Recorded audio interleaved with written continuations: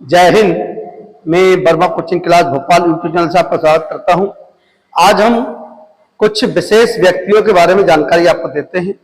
जो उपाधियां होती हैं हमारी या उपनाम जिनको कहा जाता है, एक वीडियो हम पहले अपलोड कर चुके हैं, लेकिन कुछ जो खास जो रह गए थे हमारे, उसका एक दूसरा वीडियो हम आज बनाया है हमने। और विशेष क्वेश्चन जिसमें ये आपको बहुत कम सुनने को मिलेंगे इन उपाधियों के नाम, और इनको आप एक बार अच्छे से देखिए ताकि ये पेपर में पूछी आती है, जनरल सी बात है। और अब नई नई उपाधियां पूछने लगे हैं, पुरानी तो बहुत सारी उपाधियां होती हैं, बहुत सारे लोगों को हम जानते हैं, जनरल सी बात है।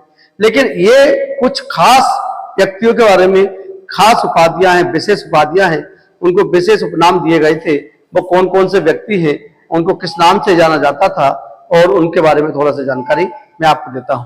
तो इधर हमने विशेष उपाधियां या उपनाम के लिख रखे हैं, और यहाँ पे उनके वास्तविक नाम क्या थे, मतलब वास्तविक नाम कुछ और थे और उपाधियां उनको कुछ किसी के द्वारा दे दी गई है, और उन्हीं के उनसे पहचान हुई है। उन्हीं उपाधियों के नाम से उनको विशेष रूप से जाना जाता है। वास्तविक नाम तो लोग कम जानते हैं, लेकिन उपाधियों के नाम ज्यादा जानते हैं। तो हम बात करते हैं, हम यहाँ पे उपाधियां शुरू कर रहे हैं। यहाँ भी हमने कुछ उपाधियों के उपनाम लिख रखे हैं, और यहाँ पे व्यक्तियों के विशेष नाम जो उनको कहा जाता है, ये कहा है। तो जैसे आता है हमारी जाति के पिता, ये बड़ा ही अच्छा क्वेश्चन है आपका। हमारी जाति के पिता एक उपनाम है या उपाधि है, और ये किसको कहा जाता है? Henry Vivian Derozio. Henry Vivian Derozio को ये उपाधि दी गई है, हमारी जाति के पिता। तो हमारी जाति के पिता कोई है तो हेनरी विवियन डेरोजियो, जिनका जन्म कोलकाता पश्चिम बंगाल में हुआ था, और हमारे भारत के ही व्यक्ति हैं, और जिन्होंने युवा बंगाल आंदोलन की शुरुआत करी हेनरी विवियन डेरोजियो के द्वारा। मतलब हेनरी विवियन डेरोजियो जिन्होंने भारत की स्वतंत्रता के लिए अपना योगदान दिया, हेनरी विवियन डेरोजियो, उनको कहा जाता है हमारी जाति के पिता। बड़ी ही अच्छी उपाधि, ये सुनने में आपको कम मिली होगी। तो हमारी जाति के पिता किसे कहते हैं? हेनरी विवियन डेरोजियो को कहा जाता है। दूसरा, नेशनल मित्र। तो नेशनल मित्र की उपाधि या नेशनल मित्र के उपनाम से किसको जाना जाता है? उनका नाम है नवगोपाल मित्र। तो नवगोपाल मित्र को हम नेशनल मित्र के नाम से जाना जाता है। ये भी एक विशेष प्रकार के क्वेश्चन आज मैंने आपको लिए हैं। हम जनरल क्वेश्चन पहले बता चुके हैं आपको, लेकिन अब विशेष क्वेश्चन का आज हम उपाधियों का खासतौर से दूसरा वीडियो बना रहे हैं, इसको जरूर ध्यान दीजिए। और इसके अलावा जो पहला वीडियो है, Verma coaching class Bhopal YouTube पर सर्च करेंगे आपको, तो पहला वीडियो उपाधियों का आपको आएगा। इसमें जो जनरल क्वेश्चन हमारे पढ़ते रहते हैं, जनरल सी बात है, उनके बारे में हमने बता चुके हैं। लेकिन आज जो है विशेष उपाधि है, विशेष लोगों के बारे में विशेष जानकारी आपको देना चाह रहा हूं। इसके बाद स्वामी सहजानंद। स्वामी सहजानंद एक उपाधि है, और नौरान राय उनका वास्तविक नाम था। मतलब नौरान राय को ही कहा जाता था स्वामी सहजानंद। तो स्वामी सहजानंद तो हम जानते हैं कौन है, लेकिन इनका वास्तविक नाम नौरान राय था, और ये उपाधि है स्वामी सहजानंद। इसके बाद आता है पेरियार। पेरियार किसे कहा जाता है? तो E V Ramaswamy Naicker. E V Ramaswamy Naicker को पेरियार कहा जाता है। पेरियार एक नदी का नाम भी है जो कि केरल राज्य में बहती है, लेकिन एक पेरियार एक उपाधि है जो कि हमने ई वी रामास्वामी नायकर को दी थी। फिर आता है India's walking saint. India's walking saint, ये भी एक उपाधि है, और विनोबा भावे को कहा जाता है। वे विनोबा भावे जिन्होंने हमारे देश में भूमि सुधार आंदोलन चलाया, विनोबा भावे के द्वारा। तो इंडियाज वॉकिंग सेंट ये उपाधि किसको दी गई है? तो विनोबा भावे जी को दी गई थी। नाना साहेब। नाना साहेब कई बार पेपर में पूछा चुका है कि नाना साहेब का वास्तविक नाम क्या था। नाना साहेब तो एक उपाधि है, ये उनका वास्तविक नाम था धोधू पंत। तो नाना साहेब का वास्तविक नाम क्या था? तो धोधू पंत, या धोधू पंत को नाना साहेब कहा जाता है, हम ऐसे भी कर सकते हैं। फिर आता दक्षिण का अग्निबम। दक्षिण का अग्निबम, ये सुना आपने कम होगा। दक्षिण का अग्निबम ये सत्य मूर्ति को कहा जाता है। दक्षिण का अग्निबम किसे कहा जाता है? तो सत्य मूर्ति को ये कहा गया है। इसके बाद 100 युद्धों का विजेता, मतलब 100 युद्ध जीतने वाला, 100 युद्धों का विजेता, और भारत का नेपोलियन। भारत का नेपोलियन भी उसे कहते हैं, और 100 युद्धों का विजेता, जिसका नाम है समुद्रगुप्त। तो समुद्रगुप्त जो कि गुप्त वंश का शासक भी था ना, समुद्रगुप्त के बारे में, और 100 युद्ध जिसने जीते थे, इसलिए 100 युद्धों का विजेता की उपाधि और भारत का नेपोलियन किसी को कहा जाता है तो वो समुद्रगुप्त जी को कहा जाता है। फिर आता है माता बसंत। माता बसंत ये एनी बेसेंट को कहा जाता है। वह एनी बेसेंट जिनका जन्म लंदन में तो हुआ है, लेकिन हमारे भारत में रहकर उन्होंने भारत की आजादी में अपना बड़ा योगदान दिया है। एनी बेसेंट, और एनी बेसेंट की बात करूं तो एनी बेसेंट जो है भारतीय राष्ट्रीय कांग्रेस की पहली भारतीय महिला, जो कि 1917 में जब एनी बेसेंट अध्यक्ष बनी भारतीय राष्ट्रीय कांग्रेस की, तो पहली महिला अध्यक्ष थी। पहली भारतीय महिला बोलूं तो सरोजिनी नायडू 1925 में बनी थी, लेकिन भारतीय राष्ट्रीय कांग्रेस की प्रथम महिला अध्यक्ष उनका नाम था एनी बेसेंट, जो कि 1917 में बनी थी भारतीय राष्ट्रीय कांग्रेस के अध्यक्ष। और एनी बेसेंट जिन्होंने होम रूल लीग आंदोलन भी चलाया एनी बेसेंट बाल गंगाधर तिलक के साथ, तो ऐसी एनी बेसेंट उनको माता बसंत कहा जाता है। और माता बसंत ये लोगों के द्वारा ये उपाधि दी गई थी और गांधी जी ने भी उनको माता बसंत कहा था। इस प्रकार से वर्णन है। आता है असम केसरी। आपने बंगाल केसरी सुना होगा, बिहार केसरी सुना होगा, हमने पहले वाले वीडियो में सब बता चुके हैं। हमने वो क्वेश्चन नहीं लिए जो पहले वाले वीडियो में हो चुके हैं। हमने लिखा असम केसरी। अब असम केसरी किसे कहा जाता है तो अंबिका गिरी राय चौधरी को कहा जाता है। अंबिका गिरी राय चौधरी को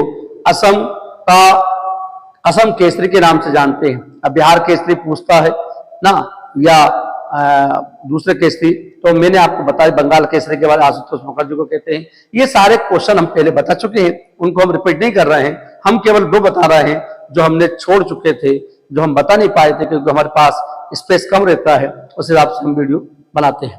तो असम केसरी जो है अंबिका गिरी राय चौधरी को कहा जाता है। फिर आता है महाराष्ट्र के सुकरात। महाराष्ट्र के सुकरात किसे कहा जाता है तो महादेव गोविंद रनाडे। तो महादेव गोविंद रनाडे जी को महाराष्ट्र के सुकरात के नाम से जाना जाता है।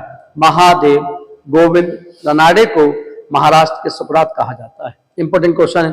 अगला है सीमांत गांधी और फ्रंटियर गांधी। तो सीमांत गांधी और फ्रंटियर गांधी किसी को कहा जाता है तो खान अब्दुल गफ्फार खान को कहा जाता है।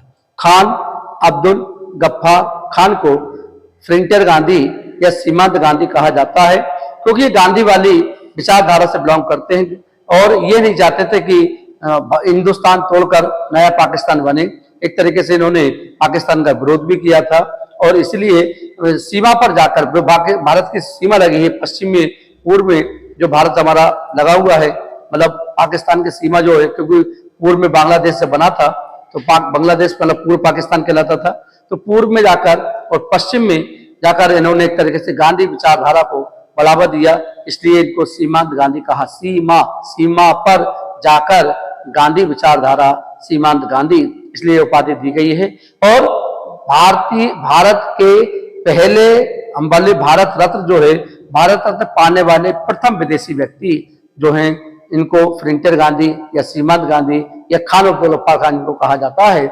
1987 में ये भारत रत्न जो दिया गया था इनको, क्योंकि भारत रत्न जो है हमारा भारत का सर्वोच्च सम्मान माना जाता है, जिसकी शुरुआत 2 जनवरी 1954 को की गई थी। और भारत रत्न सबसे पहले हमारा डॉक्टर एस राधाकृष्णन को दिया गया था।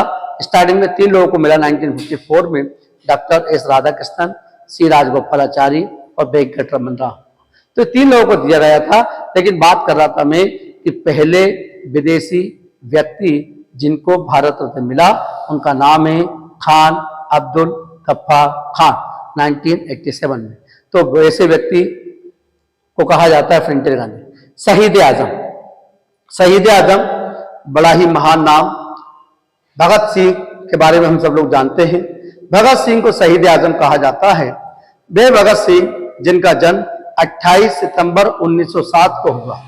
तो 28 सितंबर को हम किसी का जन्मदिन मनाते हैं तो वो है भगत सिंह, महान व्यक्ति इस देश के, जिन्होंने हमारे देश को आजाद करवाने में बहुत बड़ी भूमिका उनकी रही है। क्योंकि शायद भगत सिंह के माध्यम से अंग्रेज लोगों को इस प्रकार से डराया गया कि उन्होंने भगत सिंह, चंद्रशेखर आजाद, राजगुरु, सुखदेव वगैरह ये सब HRA और बाद में फिर HSRA बना, मतलब पहले हिंदुस्तान रिपब्लिकन एसोसिएशन 1924 में बना, 1924 में सचिन सन्याल ने स्थापना करी। लेकिन HRA को बाद में HRSA कर दिया, मतलब HSRA कर दिया, हिंदुस्तान सोशलिस्ट रिपब्लिकन एसोसिएशन, मतलब सोशलिस्ट शब्द भगत सिंह के द्वारा जोड़ा गया था। ये 1928 में वो बना और उसी के माध्यम से उन्होंने अपने क्रांतिकारी नीतियों को चलाया। और उन्होंने जो कि बहुत बड़ा जो हमारा इतिहास में केस माना जाता है जी, सैंडर्स की हत्याकांड। सैंडर्स की हत्याकांड क्यों किया गया था? क्योंकि जो हमारा साइमन कमीशन आया था, साइमन कमीशन जिसे व्हाइटमैन कमीशन कहा गया है, व्हाइटमैन कमीशन जो कि 3 फरवरी 1928 को हमारे यहाँ आया था। तो 1928 में, फरवरी 1928 में मुंबई में साइमन कमीशन बन के आया और जो साइमन कमीशन का विरोध होने लगा था और 30 अक्टूबर 1928 को साइमन कमीशन लाहौर पहुंचता है। लाहौर में लाला लाजपत राय जी के नेतृत्व में ये इसका साइमन कमीशन का विरोध हो रहा था। उस टाइम पे भगत सिंह, चंद्रशेखर आजाद, राजगुरु, सुखदेव लाला जी के साथ में नेतृत्व कर रहे थे। तो लेकिन लाला लाजपत राय हमारे, इन्हें पंजाब का टैगोर कहा जाता है। हमने इसमें नहीं लिखा, हमने पहले वाले वीडियो में उसके बारे में बताया है कि लाला लाजपत राय कितने महान व्यक्ति रहे, जिनका जन्म 28 जनवरी 1865 को हुआ। लाला लाजपत राय जिन्होंने पंजाब नेशनल बैंक, जिसे पीएनबी कहा जाता है, 1894 लाला लाजपत राय के द्वारा स्थापित की गई थी। ऐसे महान व्यक्ति लाला लाजपत राय जिन्होंने हिंदुस्तान सोशलिस्ट रिपब्लिकन एसोसिएशन के तहत काम किया और साइमन कमीशन का विरोध कर रहे थे। वो तारीख थी 30 अक्टूबर 1928 को। वहां पर साइमन कमीशन का विरोध करते हुए वहां पे लाठीचार्ज हो जाता है और लाला जी के सर में लाठी पड़ जाती है और लाला जी घायल हो जाते हैं। और घायल अवस्था में उनको कहते हैं, मेरे सिर पर लाठी का एक एक प्रहार अंग्रेजी शासन की ताबूती कील साबित होगा, ऐसा उन्होंने कथन कहा और वो बेहोश हो जाते हैं। फिर लाला जी को हॉस्पिटल में एडमिट किया जाता है और 17 नवंबर, मतलब 30 अक्टूबर को घायल होते हैं और लगभग 18 दिन बाद उनका 17 नवंबर 1928 को लाला जी का देहांत हो जाता है। इस लाला जी के देहांत के बाद ये HSR के जो सदस्य थे, भगत सिंह, चंद्रशेखर आजाद वगैरह, इनका मन टूट जाता है क्योंकि लाला जी के बड़ा मान सम्मान इनके जीवन में था। और कहते हैं कि हम लाला जी की मौत का बदला अंग्रेजों से जरूर लेंगे, खून का बदला खून से लेंगे, मतलब लाला जी की मौत का बदला मौत से ही लेंगे, ऐसा उन्होंने अपना वचन लिया और कहा कि 1 महीने के अंदर हम लाला जी की मौत का बदला लेंगे। इस प्रकार से योजना बनती है। और बाद में जब 30, मैंने कहा था कि 17 नवंबर 1928 को लाला जी का देहांत होता है और डायरेक्ट ही 1 महीने बाद 17 दिसंबर 1928 को ये प्लान तैयार होता है कि हम लाला जी की मौत का बदला लेंगे और जिसने लाठीचार्ज करवाया है हम साइमन को मारेंगे, ऐसा उनका विचार था। साइमन मतलब जो साइमन कमीशन जिनके नाम पर था, व्हाइटमैन कमीशन जिसे कहते थे, उस साइमन को मारने का प्लान इन लोग बनाते हैं। हिंदुस्तान सोशलिस्ट रिपब्लिकन एसोसिएशन के माध्यम से ये प्लान तैयार होता है और 17 दिसंबर 1928 को प्लान को लागू करते हैं। लेकिन साइमन को ये लोग पहचानते नहीं थे और साइमन को पहचानने वाला एक दूसरा व्यक्ति था जो इनका साथी था, उसके माध्यम से ये साइमन को मारने जाते हैं। लेकिन वो भी हड़बड़ाहट में साइमन का सही तरीके से दूर से देख नहीं पाता कि साइमन है कि कौन है, और गलती से वो सैंडर्स आ जाता है, जो बताने वाला होता है वो तो दूर से इशारा करके भाग जाते हैं। लेकिन ये साइमन को नहीं जानते थे और ये आपस में चंद्रशेखर आजाद, भगत सिंह, राजगुरु उस पर गोली चला देते हैं। लेकिन वो गोली किस पर पड़ती है, उसका नाम था सैंडर्स। सैंडर्स एक पुलिस अधिकारी हुआ करते थे। उनको 17 दिसंबर 1928 को ये इनका हत्या का केस पर लगता है, भगत सिंह, राजगुरु, सुखदेव वगैरह पर। तो सैंडर्स साइमन को मारना चाहते थे, साइमन को गलती से सैंडर्स की हत्या हो जाती है। इस प्रकार से पूरा वर्णन है। और सैंडर्स की हत्या करने के बाद ये सब लोग फरार हो जाते हैं। बाद में भगत सिंह अपनी गिरफ्तारी देने के लिए खाली बेंचों पर असेंबली में बम फेंकने के लिए आते हैं। बटुकेश्वर इस बात तो भगत सिंह के माध्यम से खाली असेंबली पर बम फेंके जाते हैं और वहां पर वो गिरफ्तार होते हैं। इसके बाद जेल में उनको रखा जाता है। 14 फरवरी 1931 को उनको फांसी की सजा सुनाई जाती है। जो मजिस्ट्रेट साहब थे, उनका नाम था जीसी हिल्टन साहब, वो फांसी की सजा सुनाते हैं कि आपको फांसी दी जाएगी। फांसी की डेट फिक्स होती है 24 मार्च 1931। तो जीसी हिल्टन ने 24 मार्च 1931 को फांसी का समय तय किया था। लेकिन भगत सिंह को जब फांसी की सजा, राजगुरु और सुखदेव को तीनों को फांसी की सजा देने की बात आती है, जब फैसला आ जाता है तो काफी विरोध इसका होता है हमारे भारत के लोग इसका विरोध करते हैं कि इनको फांसी ना दी जाए। इसी विरोध को देखते हुए सब लोग, अंग्रेज लोग डर जाते हैं और 24 मार्च को ना करते हुए वो एक दिन पहले शाम को 7:31 पर 23 मार्च 1931 को इन तीनों को लाहौर की जेल में फांसी दे दी जाती है। इस प्रकार से ये पूरा इतिहास हमारा कहता है, ऐसे महान क्रांतिकारी जिनकी बदौलत हमारा देश आजाद है, ऐसे महान व्यक्ति को हम अपने तरफ से उनको आभार व्यक्त करते हैं, उनकी वंदना करते हैं। भगत सिंह जो महान व्यक्ति हमारे देश में रहे, ऐसे व्यक्ति जिनके कारण हमारा देश आजाद हुआ। इसके बाद वो कहते हैं रामकृष्ण परमहंस। रामकृष्ण परमहंस एक उपाधि है ये, और गदाधर चट्टोपाध्याय को ये कहा जाता है रामकृष्ण परमहंस। मतलब इनका वास्तविक नाम देखा जाए गदाधर चट्टोपाध्याय, तो ये इनका वास्तविक नाम था, लेकिन इनको रामकृष्ण परमहंस कहा जाता है। वे रामकृष्ण परमहंस जो एक महान हमारे रहे, महान व्यक्ति रहे रामकृष्ण परमहंस जी। फिर आता है बिहार विभूति। बिहार विभूति अनुग्रह नारायण सिंह को कहा जाता है। मतलब बिहार विभूति किसे कहते हैं? अनुग्रह नारायण सिंह को कहा जाता है। स्वामी दयानंद सरस्वती, पूरा नाम बोलेंगे हम लोग, स्वामी दयानंद सरस्वती। ये इनका मूल शंकर वास्तविक नाम था। तो स्वामी दयानंद सरस्वती का मूल नाम क्या था? तो याद रखिए मूल शंकर। देखिए मूल नाम मूल शंकर, इसे याद रख सकते हैं। तो स्वामी दयानंद सरस्वती ने कहा था वेदों की ओर लौटो। तो वेदों की ओर लौटो किसने कहा था? ये स्वामी दयानंद सरस्वती ने कहा था। मतलब वो समझ रहे थे कि हमारे देश में जो पश्चिमी सभ्यता है, मतलब जो पश्चिमी मतलब अमेरिकी वगैरह जो सभ्यता है वो हमारे देश में आ रही है, इसको उन्होंने भाप लिया था और हमारे भारतीयों से कहते थे कि वेदों की ओर लौटो, क्योंकि हमारे जो हिंदू सनातन धर्म में 4 वेद हैं, ऋग्वेद, सामवेद, यजुर्वेद और अथर्ववेद। तो ये 4 वेदों की बात करते थे कि भैया वेदों की ओर वापस आओ, क्योंकि हमारा जो सनातन धर्म है वो धीरे धीरे समाप्त होता जा रहा है, हम पश्चिमी सभ्यता को अपनाते जा रहे हैं। उन्होंने इस चीज को समझ लिया था और एक उन्होंने वचन दिया था, एक नारा दिया था कि वेदों की ओर वापस आओ या वेदों की ओर लौटो। स्वामी दयानंद सरस्वती के द्वारा ये कथन कहे गए थे। बड़े महत्वपूर्ण कथन है, और स्वामी दयानंद सरस्वती जो कि हमारे महान व्यक्ति इस देश में रहे। फिर आता है हमारा राष्ट्र कवि। राष्ट्र कवि कहा जाता है मैथिली शरण गुप्त को। तो भारत का राष्ट्र कवि की संज्ञा किसको दी गई है? ये मैथिली शरण गुप्त को कहा गया है भारत का राष्ट्र कवि। तो इधर की पूरी विशेष उपाधियां उपनाम हो गए हैं। अब इधर की बात करते हैं हम लोग।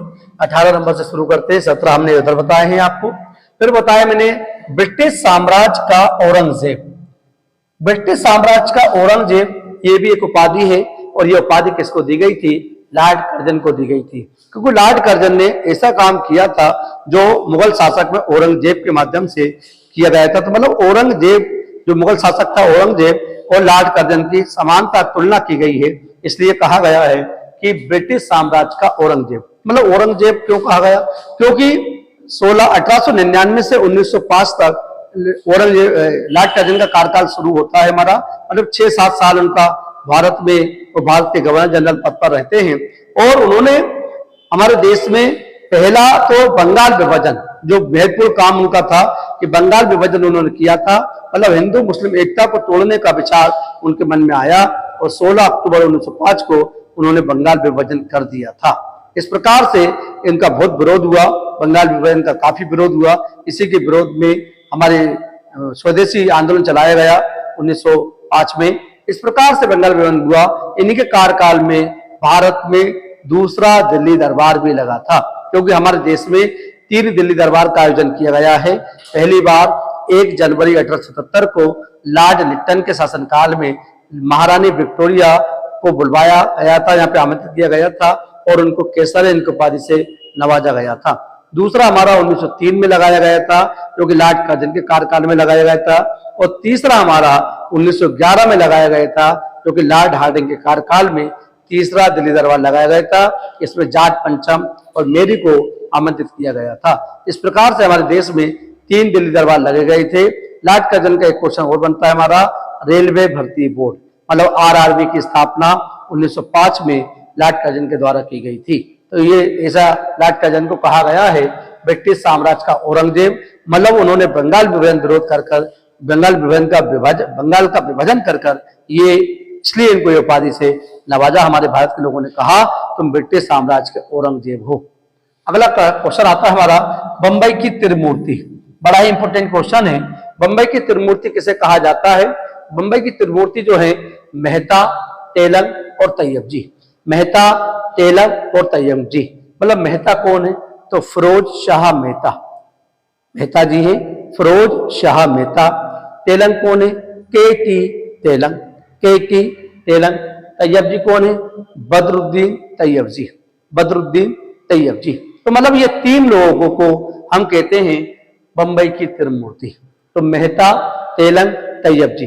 कभी क्वेश्चन इस प्रकार से भी आ सकता है हमारा कि बंबई की त्रिमूर्ति इनमें से कौन नहीं है। इस प्रकार से 4 ऑप्शन हमारे पेपर में बनते हैं क्वेश्चन में। तो ऑप्शन आएगा आपको फिरोज शाह मेहता, के.टी. तेलंग और बदरुद्दीन तैयब जी, और चौथा कोई सा नाम आपको दे देगा। इसलिए आपको विशेष याद रखना है कि तीनों कौन है, त्रिमूर्ति कौन है। तो मेहता, तेलंग, तैयब जी याद रखेंगे तो आप याद आसानी से याद हो जाएगा। मेहता, तैयब, तेलंग जी, ये तीनों को हम बोलते हैं मुंबई की त्रिमूर्ति के नाम से जानते हैं। वैसे तो त्रिमूर्ति या हम बोलते हैं कि तीन जो भगवान है ईश्वर, ब्रह्मा, विष्णु, महेश, इनको त्रिमूर्ति कहा जाता है। लेकिन उन्हीं त्रिमूर्ति के आधार पर ये उपनाम या उपाधि इनको दी गई थी। ये इनको भी ये बंबई के त्रिमूर्ति कहलाते हैं। फिर आता है जगत गुरु। जगत गुरु की उपाधि अकबर ने दी थी, अकबर ने दी थी और हरि विजय सूरी को दी थी। क्यों? क्योंकि हरि विजय सूरी जो था अकबर के दरबार में रहते थे और अकबर ने उनसे खुश होकर ये उनको कहा था आप जगत गुरु हो, मतलब जगत के गुरु हो। ये हरि विजय सूरी को कहा था, अकबर के द्वारा दिया गया था। फिर आता है कंठाभरण बाली विलास। कंठाभरण बाली विलास ये उपाधि तानसेन को दी है। तानसेन जो कि हमारे ग्वालियर मध्य प्रदेश में जन्मे, और तानसेन जिनको अकबर के द्वारा ये उपाधि दी गई थी, क्योंकि अकबर के नवरत्नों में शामिल थे तानसेन, और अकबर ने ये उपाधि दी क्योंकि कंठा मतलब गला होता है, भरण भरते थे, बाणी वाले मतलब आवाज साउंड, और विलास मतलब निवास, जो बाणी का विलास मतलब आवाज का जो निवास स्थान है वो कंठाभरण बाली विलास। ऐसी एक उपाधि जो कि अकबर के द्वारा तानसेन को दी गई थी। तानसेन महान संगीतकार थे, और मतलब जब वो कहते थे कि अकबर के जब दरबार में वो अपना राग भैरवी गाते थे तो उससे उनके वहां के जो कांच होते थे खिड़की के वो टूट जाते थे, छिटक जाते थे। ऐसा उनके आवाज में इतना वो था, आवाज उनकी बहुत पावरफुल थी, इसलिए उनको कहा गया कंठाभरण बाली विलास की उपाधि तानसेन को दी गई है। तानसेन का मकबरे के बारे में क्वेश्चन आता है कि तानसेन का मकबरा कहाँ है, तो ग्वालियर मध्य प्रदेश में है। इसके बाद भारत का बिस्मार्क और आयरन मैन। भारत का बिस्मार्क के नाम से जानते हैं, और भारत का आयरन मैन मतलब लौह पुरुष, ये सरदार वल्लभ पटेल को कहा जाता है। तो सरदार वल्लभ पटेल हमारे देश के पहले उप प्रधानमंत्री, भारत के पहले गृह मंत्री हमारे सरदार वल्लभ पटेल।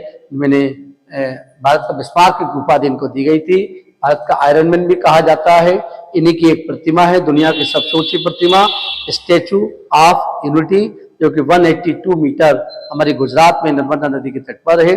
और इन्हीं के नाम पर हमारे भारत में सबसे बड़ा बांध भी है, सरदार सरोवर बांध।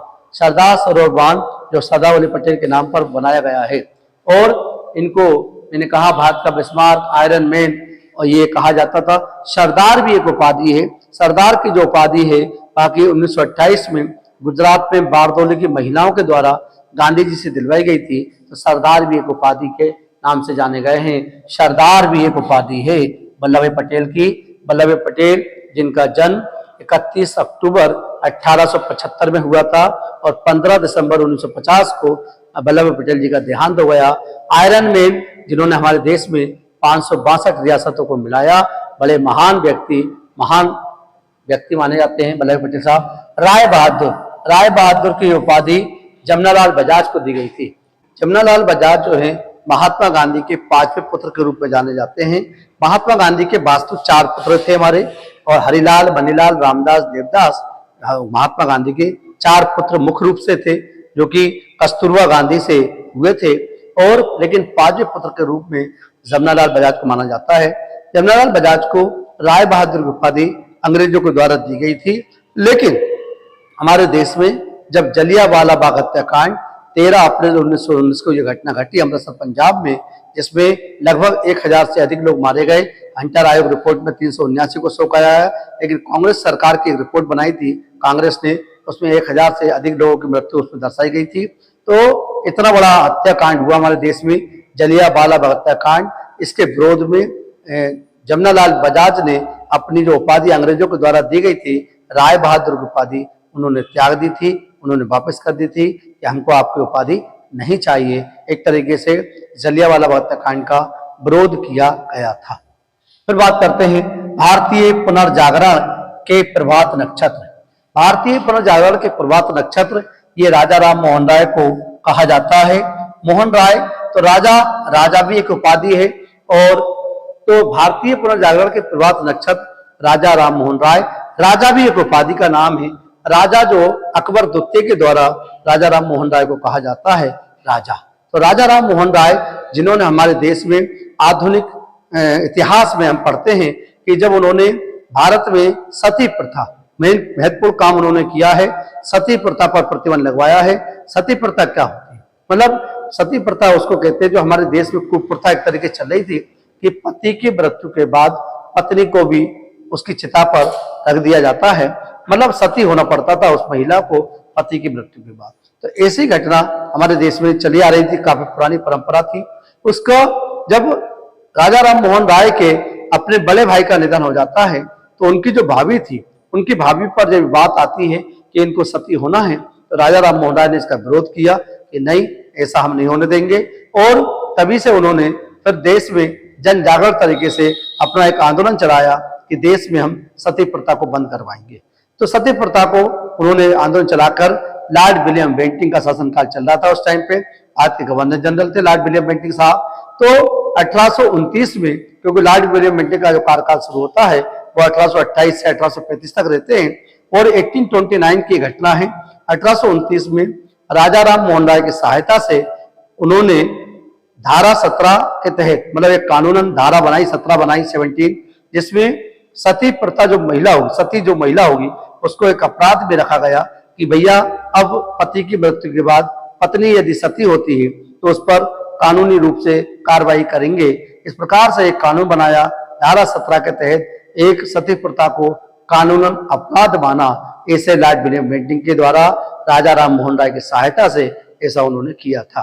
और उन्होंने राजा राम मोहन राय, जिनकी जो कहते हैं कि समाधि स्थल की क्वेश्चन आता है, इनका समाधि स्थल कहाँ है, तो ब्रिस्टल इंग्लैंड में इनका समाधि स्थल है। राजा राम मोहन राय की मृत्यु इंग्लैंड में हो गई थी और स्थान का नाम है ब्रिस्टल, जहाँ पे उनका हम बोल सकते हैं समाधि स्थल है राजा राम मोहन राय जी की। आगे बढ़ते हैं। स्पैरो, स्पैरो हम कहते हैं major general Rajendra Singh. Major general Rajendra Singh को स्पैरो की उपाधि दी गई थी, क्योंकि जब देश आजादी के बाद 1947 के आसपास हमारे देश में जब बवाल मच रहा था, तो मेजर जनरल राजेंद्र सिंह के द्वारा उसको एक तरीके से पाकिस्तान के खिलाफ खड़े हो गए थे, स्पैरो की उपाधि उनको दी। Nightingale of India, nightingale of India और भारत कोकिला। तो नाइटिंगेल ऑफ इंडिया और भारत कोकिला ये दो उपाधियां हैं जो कि सरोजिनी नायडू को कहा जाता है। वे सरोजिनी नायडू जिन्होंने भारतीय राष्ट्रीय कांग्रेस की पहली भारतीय महिला के अध्यक्ष के रूप में काम किया 1925 में सरोजिनी नायडू के द्वारा। और सरोजिनी नायडू हमारे देश में, देश की आजादी के बाद जब किसी राज्य की राज्यपाल बनने वाली भारत की पहली भारतीय महिला, उत्तर प्रदेश से इनको राज्यपाल गवर्नर के रूप में नियुक्त किया गया था। क्वेश्चन कई बार आता है कि भारत में पहली महिला कोई राज्यपाल बनी है तो उनका नाम क्या है, तो आपका आंसर होगा सरोजिनी नायडू जी, उत्तर प्रदेश से बनी थी। और बहुत बड़ी भूमिका इनकी आजादी, भारत की आजादी में इनका योगदान काफी रहा है। इसके बाद बात करते हैं मुंशी प्रेमचंद। यह उपाधि है, मुंशी प्रेमचंद किसे कहा जाता है, तो धनपत राय को कहा जाता है। मुंशी प्रेमचंद जो कि हमारे कवि थे, काफी पुस्तकें इनके द्वारा रचित है हमारी, और धनपत राय इनका वास्तविक नाम था मुंशी प्रेमचंद। इसके बाद आता है हमारा हिंदू मुस्लिम एकता। एक उपाधि है हमारी हिंदू मुस्लिम एकता के राजदूत के रूप में जाना जाता है मोहम्मद अली जिन्ना। तो हिंदू मुस्लिम एकता के राजदूत किसने कहा था? ये महात्मा गांधी के द्वारा इनको कहा गया था कि आप हिंदू मुस्लिम एकता के राजदूत हो। ये मोहम्मद अली जिन्ना को कहा जाता है। वे मोहम्मद अली जिन्ना जिसने पाकिस्तान बनाने में सबसे बड़ा योगदान दिया है, मतलब भारत का विभाजन करने में किसी का योगदान है तो मोहम्मद अली जिन्ना का है। मोहम्मद अली जिन्ना जो कि मुस्लिम लीग के एक तरीके से बाद में अध्यक्ष रहे और मुस्लिम लीग की स्थापना 1906 में सलीमुल्लाह और आगा खां के द्वारा की गई थी। बाद में मुस्लिम लीग धीरे धीरे उन्होंने अपने पाकिस्तान की मांग कर दी इस देश में 1940 के कराची अधिवेशन में, और बाद में पाकिस्तान बना। ये पाकिस्तान शब्द किसने दिया, क्वेश्चन ये भी आता है, तो चौधरी रहमत अली के द्वारा पाकिस्तान शब्द को दिया गया है। और पाकिस्तान की मांग मुस्लिम लीग के द्वारा 1940 में कराची अधिवेशन में की गई थी। और मोहम्मद अली जिन्ना जो कि बाद में पाकिस्तान के एक तरीके से राष्ट्रपिता बन गए, जैसे हमारे यहाँ गांधी जी राष्ट्रपिता हैं, वैसे वहां के राष्ट्रपिता मोहम्मद अली जिन्ना को कहा जाता है। मोहम्मद अली जिन्ना का एक क्वेश्चन ये भी आता है कि जिन्ना हाउस कहाँ है, तो जिन्ना हाउस मुंबई में पड़ता है, याद रखिए। आगे बढ़ते हैं। स्वामी विवेकानंद। स्वामी विवेकानंद जिनको इनका वास्तविक नाम था नरेंद्र दत्त, बड़ा ही इंपोर्टेंट क्वेश्चन है ये। स्वामी विवेकानंद इनका वास्तविक नाम था नरेंद्र दत्त। इनका जन्म 12 जनवरी 1863 को किया गया हुआ था। कलकत्ता पश्चिम बंगाल में स्वामी विवेकानंद जी का जन्म होता है। एक आध्यात्मिक व्यक्ति माने जाते हैं हमारे स्वामी विवेकानंद, जिनको ज्ञान की पराकाष्ठा इन्होंने ऊपर थे, ये मतलब काफी ज्ञानी व्यक्ति थे। और इनके द्वारा 1893 में जब शिकागो विश्व धर्म सम्मेलन हो रहा था तो उसमें अपना योगदान देने के लिए इनको किसी ने भेजा है। तो इनके राजा खेतड़ी हुआ करते थे, तो राजा खेतड़ी ने ही इनको कहा था स्वामी विवेकानंद। तो राजा क्वेश्चन ये आता है कि नरेंद्र दत्त को स्वामी विवेकानंद की उपाधि किसने दी है, तो ये राजा खेतड़ी के द्वारा दी गई उपाधि है। और राजा खेतड़ी उनके माध्यम से ही इनको वहां पे भेजा गया था शिकागो विश्व धर्म सम्मेलन 1893 में। और मैंने जन्म बताया है 12 जनवरी 1863 को हुआ था इनका जन्म, और 12 जनवरी को हम राष्ट्रीय युवा दिवस के रूप में मनाते हैं। 1893 में ये शिकागो विश्व धर्म सम्मेलन भाग लिया।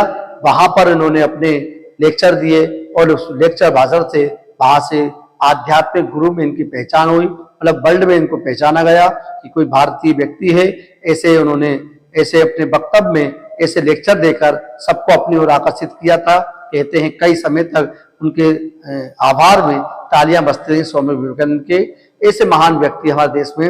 और जब वो आए तो अपने जो गुरु थे उनके रामकृष्ण परमहंस 1897 में अपने उन्होंने रामकृष्ण परमहंस की स्थापना करी, मतलब उन्होंने एक मिशन चलाया रामकृष्ण मिशन 1897 में। और कहते हैं 4 जुलाई 1902 को उनका निधन हो जाता है।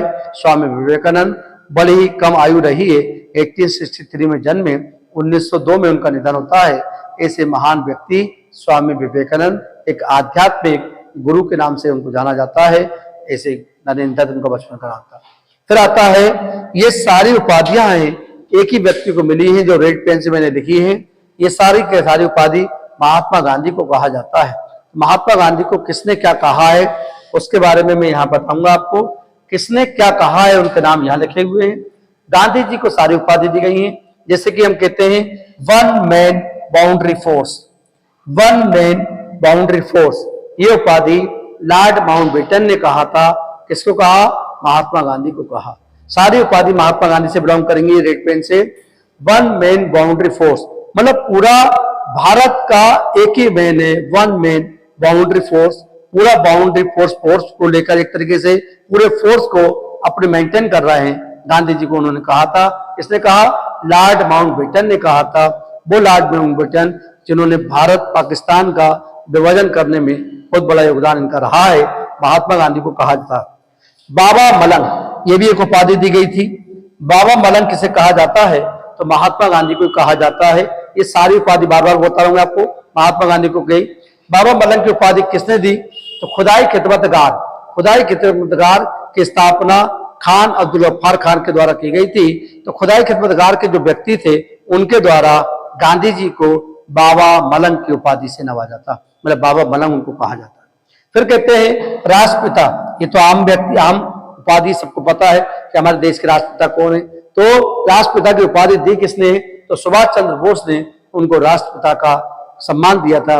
ये महात्मा गांधी को राष्ट्रपिता कहा था। महात्मा भी एक उपाधि है। महात्मा, क्योंकि महात्मा कहते हैं महात्मा, लेकिन वास्तविक देखा जाए तो मोहनदास थे। मतलब महात्मा गांधी का बचपन का नाम क्या था? मोहनदास थे। तो मोहनदास को महात्मा किसने कहा? तो रविन्द्रनाथ टैगोर ने, जब वो हमारे देश में आए 9 जनवरी 1915 को दक्षिण अफ्रीका से लौटकर भारत आए थे, उसकी याद में हम राष्ट्रीय प्रवासी दिवस के रूप में मनाते हैं। तब महात्मा गांधी रविन्द्रनाथ टैगोर के आश्रम में रहे और वहां पर उनको साथ में रहने से उनका एक दूसरे से लगाव हो गया।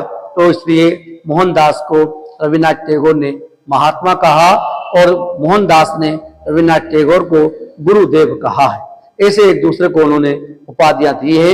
तो महात्मा एक उपाधि है, मतलब महान आत्मा जिसकी हो उसे महात्मा कहा जाता है। तो मोहनदास को महात्मा की उपाधि रविन्द्रनाथ टैगोर के द्वारा दी गई थी। फिर आता है देशद्रोही फकीर। देशद्रोही फकीर, ये महात्मा गांधी को किसने कहा था? ये कहा था फ्रैंक मोरेस। फ्रैंक मोरेस ने कहा था कि आप देशद्रोही फकीर हैं। ये महात्मा गांधी को किसने कहा था? तो फ्रैंक मोरेस के द्वारा किया गया। फिर अर्धनग्न फकीर, एक अर्धनग्न फकीर की उपाधि भी दी गई थी उनको। किसने कहा महात्मा गांधी को अर्धनग्न फकीर? तो विंस्टन चर्चिल ने कहा था। विंस्टन चर्चिल जो कि हमारे ब्रिटेन के प्राइम मिनिस्टर थे 1945 के आसपास, उन्होंने कहा था कि आप तो अर्धनग्न फकीर हैं। मतलब आधे वस्त्र पहनते थे गांधी जी, धोती पहनते थे, ऊपर का वस्त्र कम पहनते थे, तो इसलिए अर्धनग्न फकीर के उपाधि विंस्टन चर्चिल के द्वारा दी गई है। पापू भी उनको कहा जाता है, जवाहरलाल नेहरू के द्वारा दी गई थी। ये उपाधि सबको जानकर पता है, लेकिन जो पता नहीं थी, जैसे 1 मैन बाउंड्री फोर्स, ये कम लोगों को जानकारी है। बाबा मलंग, ये कम लोगों को जानकारी है। देशद्रोही फकीर, ये क्वेश्चन मैंने स्पेशल क्वेश्चन आपको निकाले हैं महात्मा गांधी को। ये सारी उपाधियां रेड पेन से जो लिखी है, सारी की सारी महात्मा गांधी को कहा जाता।